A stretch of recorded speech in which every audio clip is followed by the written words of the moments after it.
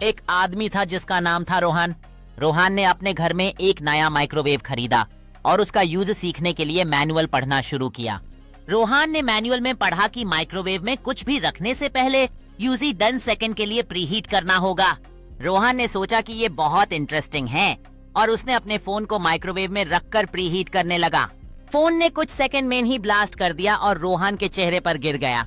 रोहन ने सोचा कि फोन को ब्लास्ट होने के बाद यूजी थोड़ा कूल होने के लिए फ्रिज में रखना चाहिए। कहानी खत्म। भाई कैसा लगा ये फनी कहानी? रोहन ने फोन को फ्रिज में रख दिया और जब वो बाहर निकला तो फोन ने बोला, भाई अब मैं ठीक हूँ पर अब मैं फोटो नहीं ले सकता।